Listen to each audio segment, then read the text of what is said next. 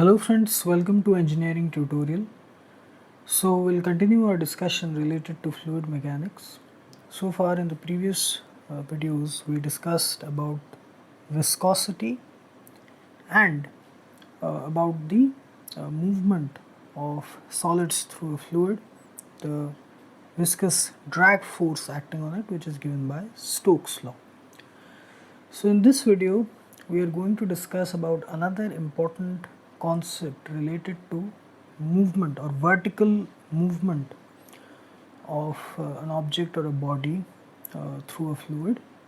So we'll be discussing about terminal velocity. Okay, so before we discuss this, there are three things we must be clear about, which we have already discussed, so that we can discuss it in a better way. Okay, three things will come into play here, which we have discussed here. First is the upthrust or the buoyant force acting on an object or a body when it is immersed either partially or wholly in a fluid, which is given by Archimedes' principle.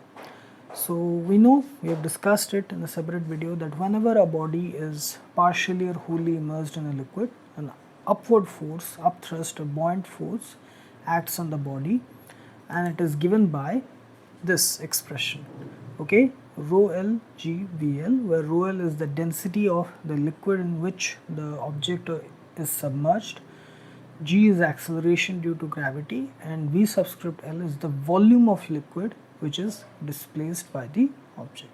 Okay, then another important thing which comes into play is the viscous drag force acting on a body when it moves through a fluid, which we have discussed in the previous video, which is given by Stokes' law. So whenever an object, basically spherical shaped objects, are considered, in order to simplify the discussion, so let's say we have a spherical shaped body of radius r moving with the velocity v in a liquid of coefficient of viscosity eta. A viscous drag force acts on the surface, the interface, the boundary in the opposite direction, and that is given by Stokes' law, which is given as this. The viscous drag force is given by 6 pi eta r v. Okay, so these are the two things that are important in this discussion. So let us start this whole discussion about terminal velocity. Let us say we have a container filled with a liquid, okay, and we have an object which is dropped at a certain height above the container. So here the object is dropped and falls into the container and it moves through the fluid. Now from start to this, from this position to this position, the number of forces which act on this object are of three types. Initially, the only force acting on it is its weight, okay, W, okay, the weight force acting downwards. So it is the mass of the sphere multiplied with acceleration due to gravity, this. But as it enters into the fluid, two other forces also start acting on it. First is the upthrust or the buoyant force, okay, both are the same, the upthrust force or the buoyant force. Another one is the viscous drag force, okay, this is the second, this is the third, and this one is the first. So the three forces acting on it are: first, the weight of the sphere acting vertically downwards, the upthrust or the buoyant force, which is equal to the weight of the liquid displaced as per Archimedes' principle, it acts in the upward direction, and the viscous drag force given by Stokes' law also acting in the upward direction. So here initially at this position the weight force is greater, no upthrust, no viscous drag force, because it has not yet touched the, or it has entered into the liquid surface. So it keeps going down, and it keeps on accelerating, the acceleration due to gravity. But as it enters into the liquid or the fluid, the upthrust and the viscous drag force, they kind of resist the downward movement of this sphere, because u plus f, they start kind of counteracting this downward weight force. So the velocity, it starts decreasing, it starts decelerating, okay, a retarding force. And a stage is reached where the sum of the upthrust and the viscous drag force, they exactly counterbalance the downward weight force, okay. So at a certain point, the sum of upthrust and the viscous drag force, it is exactly equal to the weight force. And at this point, the velocity of the sphere is called as terminal velocity, okay. So the terminal velocity is the velocity at the point where the upthrust and the viscous drag force, they exactly balance the downward weight force. This is in upward direction, this is in downward direction. So the point where both of them are equal in magnitude and they are opposite in direction, so they exactly neutralize each other, the velocity at that point is called as terminal velocity, okay. So it is the maximum constant velocity acquired by a body falling freely through a viscous medium, okay, and where the upthrust and the viscous drag force, they exactly neutralize or balance the weight force. Upthrust and viscous drag force acting in upward direction and the weight acting in downward direction. So now we have to derive the expression of the terminal velocity. So we know three forces acting on the object. So the weight, it is given by mass into acceleration due to gravity. Ms is the mass of the sphere, which is equal to Vs rho g. So here Vs is the volume of this sphere, okay, this sphere, its mass is Ms, volume is Vs, okay. So here the density of the liquid is sigma, the density of the sphere is the sphere material, that is rho, and the radius of the sphere, that is equal to r, okay. So now the weight of the sphere is simply mass into acceleration due to gravity, which is equal to volume of the sphere multiplied with density of the sphere material with acceleration due to gravity. So here it is, the volume of the sphere 4 by 3 pi r cube rho g, okay. So this is the volume of the sphere.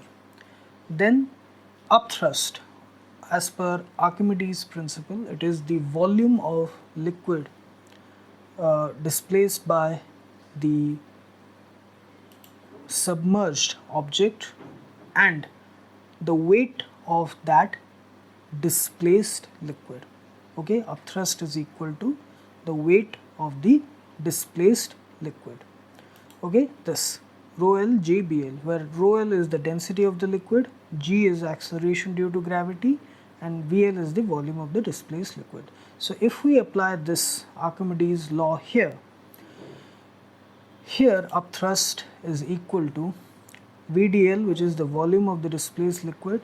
VDL here is the volume of the sphere, which is equal to 4 by 3 pi r cube. Okay, because the whole sphere is submerged, so the entire volume of the sphere is equal to the volume of the displaced liquid. The density of this liquid is sigma, so it is rho volume into density, that is equal to mass, and then g, which is equal to acceleration due to gravity, so that is equal to the weight of displaced liquid. So you get the point.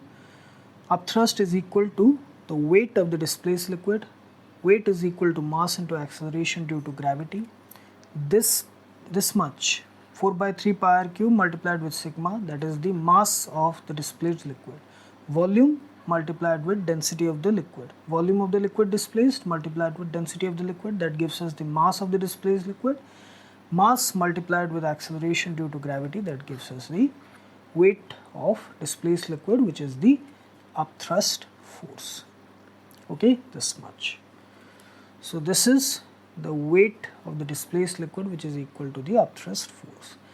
Then the viscous drag force acting on it, that is, as per Stokes' law, it is 6 pi eta r v. So here at the point where u plus f is equal to w at terminal velocity, where u plus f, upthrust force and viscous drag force, is equal to the downward weight force, at that point v is equal to vt, the velocity of the object is equal to the terminal velocity. So it is 6 pi eta r vt, where eta is the coefficient of viscosity of this liquid. Okay, sigma is the density of the liquid, eta is the coefficient of viscosity of the liquid. And where u plus f is equal to 0, at that point the velocity of the spherical object is equal to terminal velocity. So this is the expression of the viscous drag force at terminal velocity.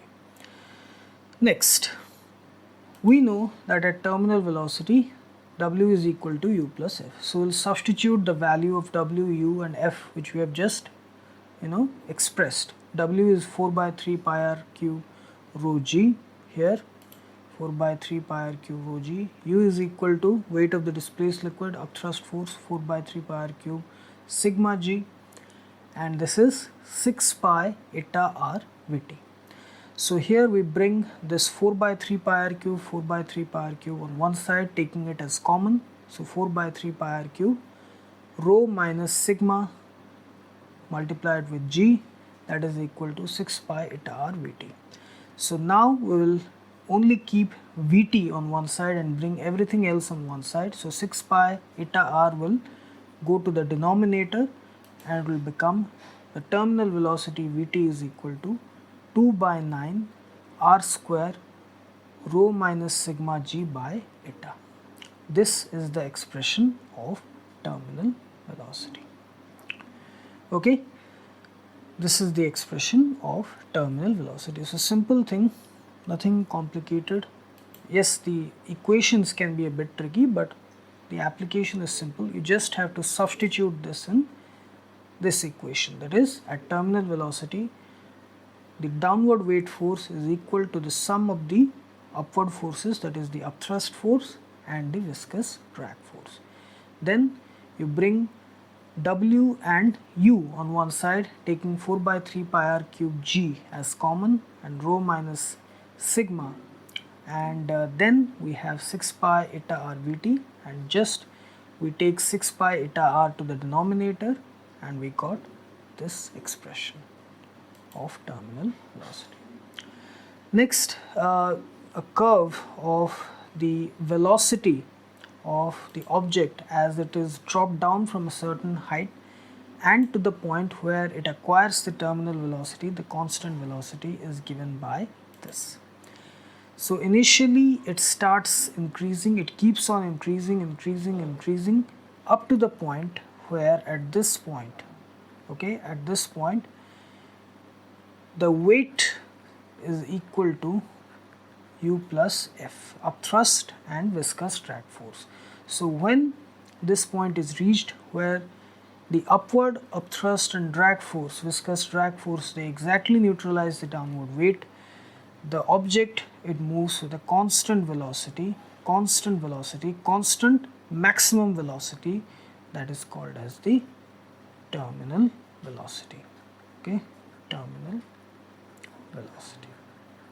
So if you follow the definition of terminal velocity, it says it is the maximum constant velocity acquired by a body when it is falling freely from a certain height through a viscous fluid medium.